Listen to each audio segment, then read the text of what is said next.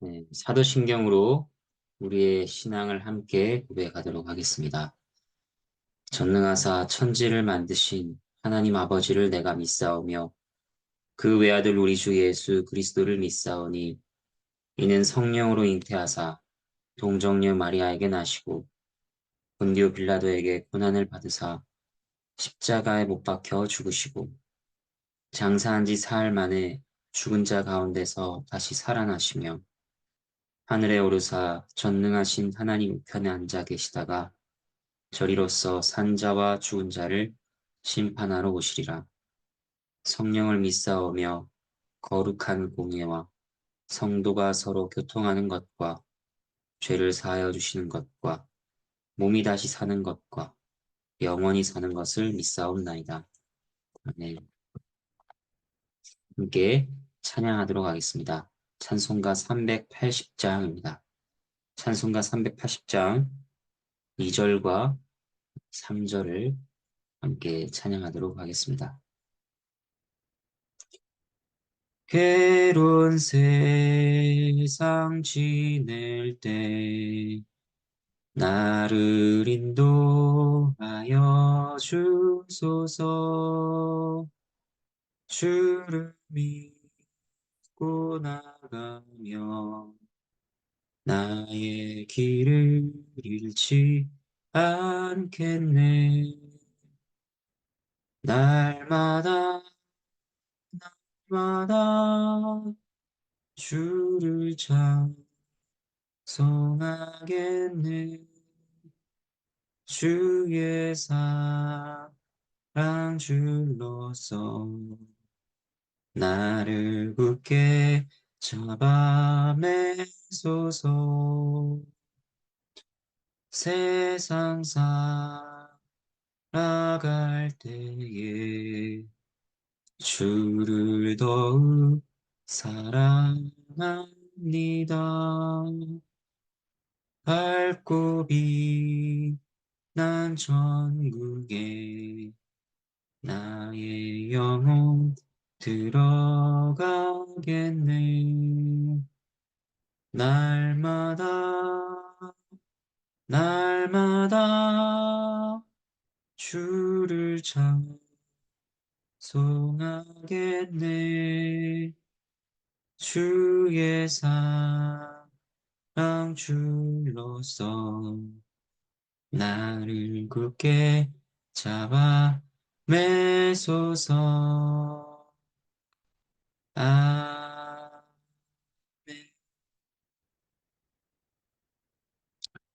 네, 오늘 함께 보실 하나님의 말씀은 사도행전 7장 54절부터 8장 8절까지의 말씀입니다. 스데반이 고발을 당했습니다. 매수당한 사람들이 거짓 증언을 했습니다. 스데반이 모세와 하나님을 모독한다. 거룩한 성전과 율법을 거슬러 말한다. 고 했습니다. 그것은 용납될 수가 없는 일이었습니다. 하지만 이러한 고발에 대해 스데반이 대답합니다. 그는 이스라엘의 역사를 쭉 말합니다. 주상 아브라함 때부터 시작하여 그 아래 족장들, 애굽의 노예 시절, 출애굽, 모세를 통해 율법을 주시고 다윗과 그 아들 솔로몬을 통해 성전을 지으신 것까지를 말합니다. 스데반의 말에 귀를 기울이면 그가 모세와 하나님을 모독했다거나 성전과 율법을 거슬러 말했다 하는 것은 어, 그런 고발은 전혀 합당하지 않다는 것을 알 수 있습니다. 그 다음 스데반이 했던 말이 무엇이냐? 너희야말로 율법을 지키지 않는 자들이라. 너희가 예언되었던 의로우신 자 예수 그리스도를 죽였다고 고발했습니다. 그리고 이 말을 듣고 그들이 어떻게 반응했는지를 보도록 하겠습니다. 54절 하나님의 말씀입니다. 그들이 이 말을 듣고 마음에 찔려 그를 향하여 이를 갈거늘. 사도행전 2장에서는 사도들이 너희가 그리스도를 죽였다는 말을 전했을 때 사람들이 듣고 마음에 찔려 회개하고 세례를 받았습니다. 하지만 여기에서는 대조적인 모습을 보입니다. 스데반은 그들에게 목이 곧고 마음과 귀에 할례를 받지 못한 자들이라고 했습니다. 과연 그들의 반응은 그러했습니다. 스데반의 말을 듣고 그들은 도리어 크게 분노했습니다. 똑같은 말씀인데 왜 이렇게 차이가 나는 것일까요? 누군가는 회개하고 누군가는 마음이 더 완고해졌습니다. 이것은 복음의 신비 때문입니다. 그러나 우리에게 숨겨져 있는 비밀은 아닙니다. 사람의 죄된 본성은 죄를 뉘우치고 복음을 믿을 능력이 없습니다. 그렇게 할 의지도 없습니다. 하지만 그러한 마음을 성령께서 만지셔서 부드럽게 하실 때 이를 받아들이는 기적 같은 일이 벌어지는 것입니다. 이제 스데반의 모습을 보도록 하겠습니다. 55절과 56절 말씀입니다. 스데반이 성령 충만하여 하늘을 우러러 주목하여 하나님의 영광과 및 예수께서 하나님 우편에 서신 것을 보고 말하되 보라 하늘이 열리고 인자가 하나님 우편에 서신 것을 보노라 한데 스데반은 그들과 매우 반대되는 모습을 보입니다. 그들은 분노로 충만했지만 스데반은 성령으로 충만했습니다. 또 그들의 눈은 스데반을 노려보고 있었습니다. 하지만 스데반은 그들이 아니라 하늘을 보고 있습니다. 하나님께서는 스데반의 눈을 열어 하늘을 보게 하셨습니다. 하늘에서 본 것은 하나님의 영광과 예수 그리스도께서 하나님 우편에 서신 것이었습니다. 핍박자들은 그렇게 하늘이 열린 것을 전혀 보지 못했습니다. 오직 스데반에게 주어진 특별한 은혜였습니다. 그리고 이 은혜의 특징은 무엇인가? 삼위 하나님이 모두 계십니다.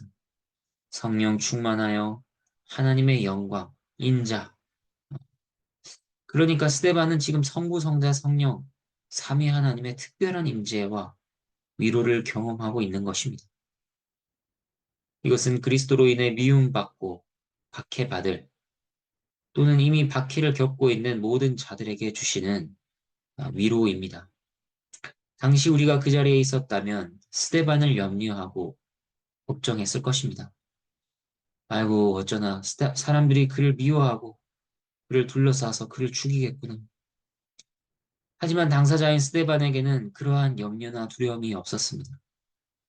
하나님께서는 이를 넉넉히 감당할 은혜와 위로를 주셨습니다. 그는 하나님의 영광과 그리스도를 보는 것으로 인한 기쁨이 넘쳤을 것입니다. 하늘이 열리고 인자가 하나님 우편에 서신 것을 보노라. 이러한 스데반의 증언에 사람들은 하늘을 한번 올려다 볼 수도 있었을 것입니다. 하지만 그들은 그렇게 하지 않았습니다. 그들의 반응은 무엇인가? 57절, 58절 하나님의 말씀입니다. 그들이 큰 소리를 지르며 귀를 막고 일제히 그에게 달려들어 성 밖으로 내치고 돌로 칠세. 증인들이 옷을 벗어 사울이라 하는 청년의 발 앞에 두니라. 사람들은 격정과 분노에 사로잡혔습니다. 저런 신성 모독적인 말을 들을 수 없다 하여 소리를 지르고 길을 막았습니다. 그리고 스데반을 성 밖으로 끌고 가죠. 유대인들은 죄인의 부정으로부터 예루살렘의 거룩함을 보호하기 위해 성 밖에서 죄인을 처형했습니다. 스데반을 끌고 간 것도 이제 그를 처형시키겠다 하는 것입니다. 그리고 그를 돌로 치는데 이 돌로 친다는 동사는 한두 번 치는 것을 의미하지 않습니다. 그들은 연신 돌을 던지고 쳤습니다. 다른 기록에 따르면 보통 죄인을 죽일 때 과정은 이러했습니다. 첫 번째 증인이 죄인의 뒷머리를 잡고 숙이게 한 다음 돌로 쳐서 넘어지게 합니다. 그 다음 두 번째 증인이 돌을 들어 죄인의 가슴을 치고 그런 다음 주위에 있는 모든 사람들이 돌을 집어들어 집단적으로 던짐으로써 죽이는 방법으로 사형이 집행되었습니다. 스테반도 과연 그러한 과정을 거쳤을 것입니다. 그런데 이 과정을 누가 보느냐? 사울입니다. 이후 바울이라 불릴 사도입니다. 그는 이 당시 스데반을 죽이는 사람들의 겉옷을 지키고 있었습니다. 사울은 권위 있는 율법학자 가말리엘 문화 출신의 유력한 자였습니다. 겉옷을 지킴으로 저도 이 일을 지지합니다. 이 일은 마땅합니다. 하는 것을 나타낸 것입니다. 59절, 60절 하나님의 말씀입니다. 그들이 돌로 스데반을 치니 스데반이 부르짖어 이르되 주 예수여 내 영혼을 받으시옵소서 하고 무릎을 꿇고 크게 불러 이르되 주여 이 죄를 그들에게 돌리지 마옵소서 이 말을 하고 자니라. 스데반이 죽을 때 모습은 우리 주 예수 그리스도의 모습과 유사한 점이 있습니다. 예수님께서는 아버지여 내 영혼을 아버지 손에 부탁하나이다 기도하셨습니다. 스데반도 자신의 영혼을 의탁하였습니다. 또 예수님께서도 아버지여 저희를 사하여 주옵소서 자기의 하는 것을 알지 못함이니이다 기도하셨죠. 동일한 모습이 스데반에게서 보입니다. 세상 사람들이 볼 때 죄를 용서받아야 하는 것은 스데반입니다.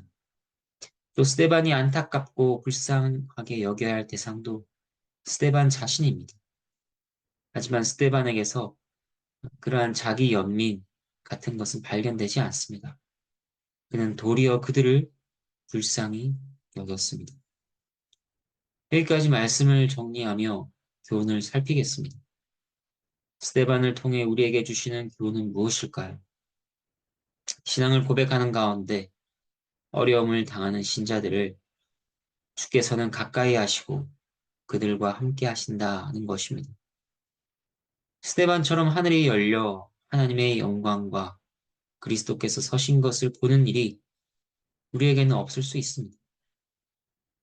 그래도 우리는 주님께서 세상 끝날까지 우리와 함께 하시겠다 하는 약속을 붙들어야 합니다. 그것을 믿어야 합니다. 그리고 다른 곳에서 위로를 찾을 것이 아니라 우리를 향하신 하나님의 영광과 그리스도의 긍휼, 그것에서 우리는 소망과 위로와 기쁨을 발견해야 합니다. 스데반의 죽기 전 간구에서도 비슷한 교훈을 발견합니다. 신자는 자신의 자랑, 자신의 공로, 이런 것을 하나님 앞에 내세우지 않습니다. 그저 하나님께 몸과 영혼을 의탁할 뿐입니다. 죽기 전에도 그러하고 살아가는 동안에도 오직 그 은혜와 긍휼의 손길에 자신을 맡기는 신앙을 고백하는 것입니다. 그리고 다른 사람들에 대해서는 어떻습니까? 스데반은 자신을 모함하고 죽이는 원수들조차 긍휼히 여겼습니다. 긍휼입니다. 그 긍휼이 그리스도인을 가장 그리스도인답게 하는 특징입니다. 상대를 불쌍히 여기는 것입니다.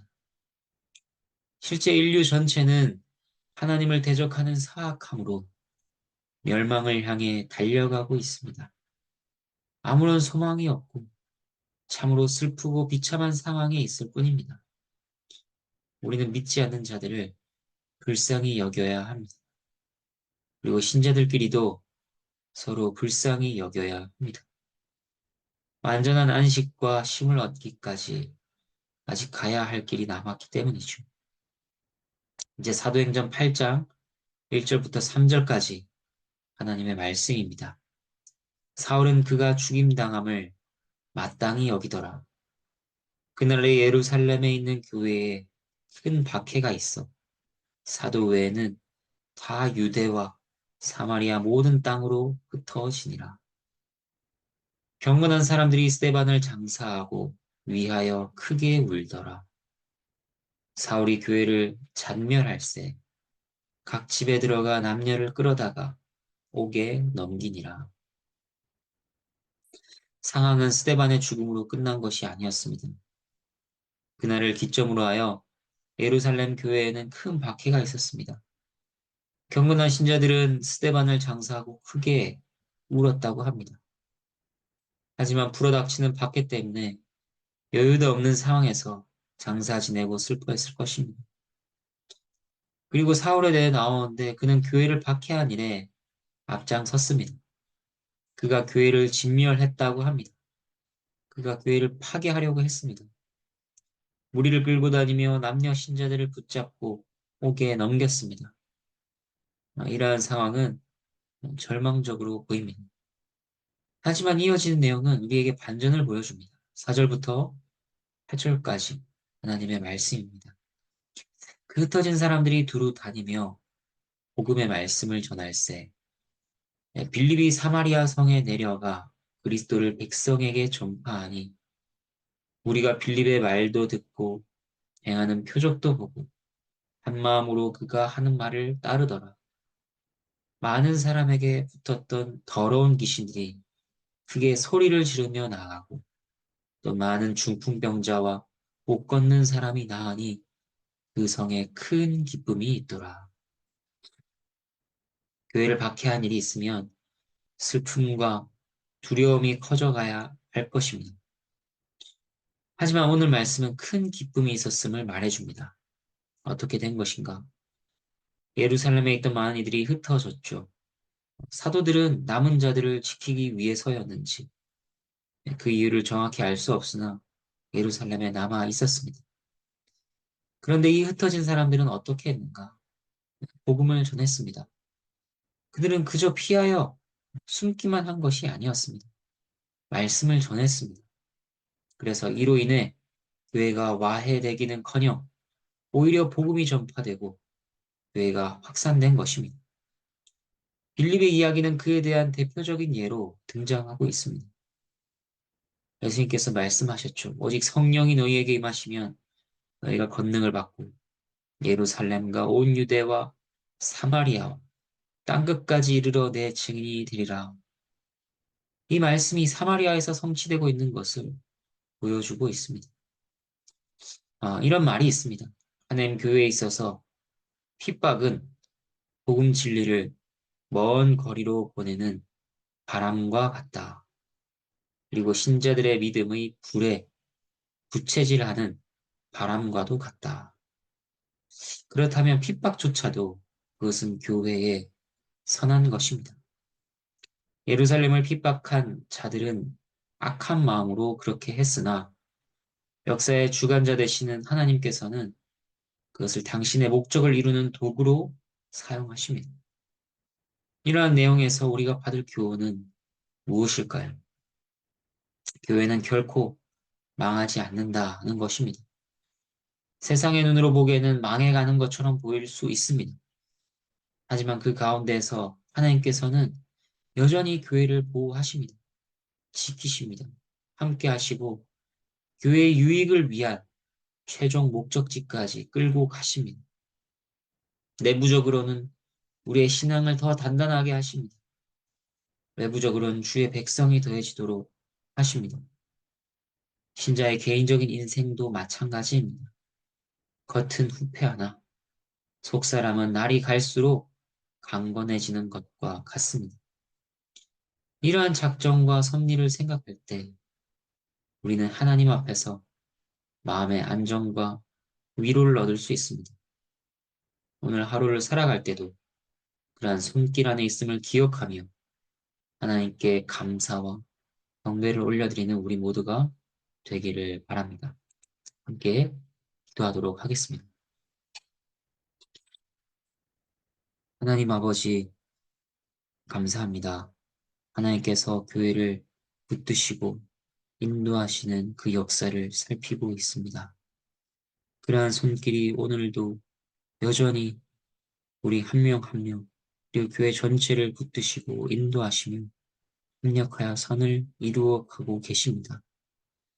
오직 하나님의 영광과 그리스도의 긍휼이 우리의 위로와 소망이 되게 하시며 어, 그 모든 손길에 저희 자신을 의탁하게 하여 주시옵소서. 사는 동안이나 죽을 때에는 항상 주님을 바라보게 하시고 주님을 고백하게 하여 주시옵소서. 오늘 하루 가운데에도 하늘의 복으로 채우시고 하늘의 위로로 채우시고 하나님을 하나님과 동행하는 그런 하루가 되도록 인도하여 주시옵소서. 예수 그리스도 이름으로 기도합니다. 아멘. 주님께서 가르쳐주신 기도로 함께 기도하도록 하겠습니다. 하늘에 계신 우리 아버지여, 이름이 거룩히 여김을 받으시오며, 나라가 임하시오며, 뜻이 하늘에서 이루어진 것 같이 땅에서도 이루어지다. 오늘 우리에게 일용할 양식을 주시옵고, 우리가 우리에게 죄 지은 자를 사하여 주는 것 같이 우리 죄를 사하여 주시옵고, 우리를 시험에 들게 하지 마시옵고, 다만 악에서 구하시옵소서. 나라와 권세와 영광이 아버지께 영원히 있사옵나이다. 아멘.